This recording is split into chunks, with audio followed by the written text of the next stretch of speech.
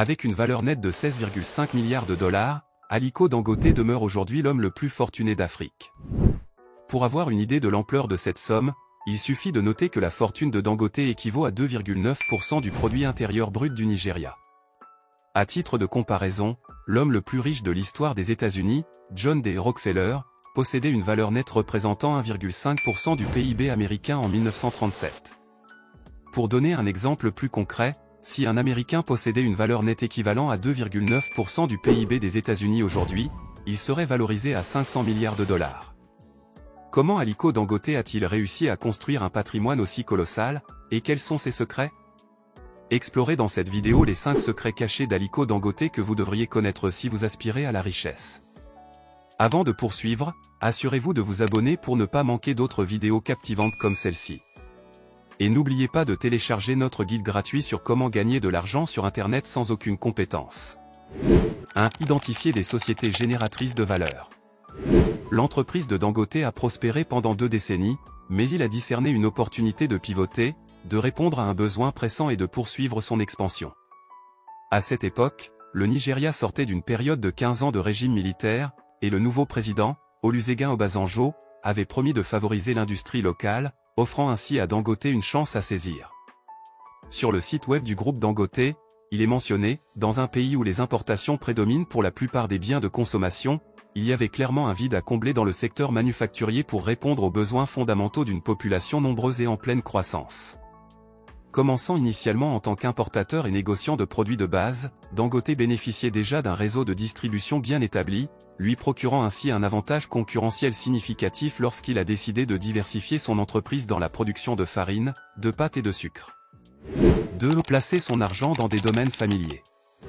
Aliko Dangote a appliqué l'une des plus anciennes leçons en matière d'investissement. Né en 1957, il a été familiarisé avec l'esprit d'entreprise dès son enfance. Élevé dans l'état de Kano, au Nigeria, par son grand-père, qui est devenu lui-même l'un des hommes les plus riches de la région en vendant des produits de base. Après avoir obtenu son diplôme de l'université égyptienne Al-Azhar, ce jeune homme de 21 ans a décidé de voler de ses propres ailes en empruntant 3 000 $ à son oncle, tout en restant impliqué dans l'entreprise familiale. Avec ce prêt, Aliko Dangote a entrepris d'importer du riz, du sucre et du ciment de l'étranger à des prix de gros, qu'il a ensuite revendus localement avec des marges bénéficiaires considérables. Fortement influencé par son grand-père, Dangote a suivi cette voie commerciale avec succès, transformant rapidement son entreprise en un succès retentissant. Selon Warren Cassell d'Investopedia, le groupe Dangote est devenu l'un des plus importants conglomérats commerciaux du pays dès 1990. 3. Intégrer la notion d'optionnalité. En plus de réinvestir dans leurs activités principales, ce qui distingue des entreprises comme le groupe Dangote, c'est leur capacité à explorer plusieurs voies. Le groupe Dangote a étendu ses activités au-delà de ses secteurs d'origine, notamment le ciment, le sucre et la farine, pour se diversifier dans l'immobilier, les télécommunications, l'acier, le pétrole et le gaz. Il est probable que certains secteurs soient en dehors du champ d'exploration de Dangote, mais il semble qu'aucune porte ne lui soit fermée. Cette approche audacieuse a contribué à la croissance extraordinaire de son entreprise et de sa fortune. À ce jour, le groupe Dangote est devenu un immense conglomérat générant 3 milliards de dollars de revenus annuels. En Afrique, le groupe Dangote est perçu à la fois comme un héros populaire, pour avoir réinvesti et créé des emplois sur le continent, et comme un personnage controversé, car Dangote lui-même provient de la richesse et aurait potentiellement bénéficié de ses relations avec le gouvernement pour obtenir des avantages injustes. Dangote est une figure polarisante, mais son parcours offre de nombreuses opportunités d'apprentissage commercial et des conseils d'investissement pertinents. 4. Maximiser l'influence des marques. Le réseau de distribution constituait un élément clé du puzzle, mais comme l'a souligné Dangote, pour réussir dans les affaires, il est essentiel de construire une marque et de la préserver.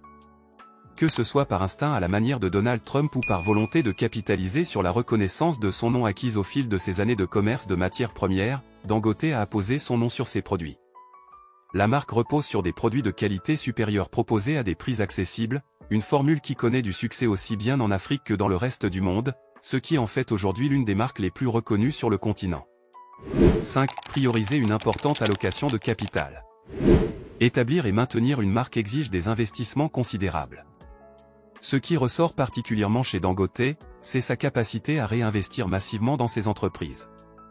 Il a réalisé d'importantes économies, permettant ainsi à son entreprise de proposer des produits à des prix inférieurs à ceux de ses concurrents. C'est un exploit que de nombreux PDG aspirent à accomplir, mais seuls quelques-uns y parviennent. On pense notamment à des figures telles que Warren Buffett et Jeff Bezos. En l'an 2000, le groupe Dangote a acquis une cimenterie auprès du gouvernement nigérian. En 2003, Dangote était prêt à développer cette entreprise en combinant un prêt de 479 millions de dollars et 319 millions de dollars de fonds propres, afin de mettre en service la plus grande cimenterie d'Afrique subsaharienne. À ce jour, Dangote Cement plc est estimé à environ 14 milliards de dollars, ce qui en fait la plus grande entreprise cotée en bourse au Nigeria, représentant 25% de la capitalisation boursière totale. La réussite du réinvestissement dans les entreprises Dangote est un motif récurrent. Cela s'est également manifesté à travers les multiples expansions de Dangote Sugar, qui est devenue la deuxième plus grande raffinerie de sucre au monde. Le réseau de distribution de la société est passé de 600 camions à plus de 1500 depuis la fin des années 1990. Voici donc 5 secrets d'Aliko Dangote, l'homme le plus riche du continent africain. Mais saviez-vous que ses débuts n'ont pas été faciles ? Il a dû faire preuve de courage, de volonté, de détermination et d'abnégation pour concrétiser ses rêves. C'est pourquoi nous avons choisi de vous présenter son histoire complète dans une autre vidéo. Pour la regarder, cliquez sur la vidéo qui s'affiche à l'écran. Et si vous êtes intéressé par comment gagner de l'argent sur Internet, vous avez en description le lien pour télécharger notre book gratuit qui présente 33 services à vendre sur Internet sans aucune compétence.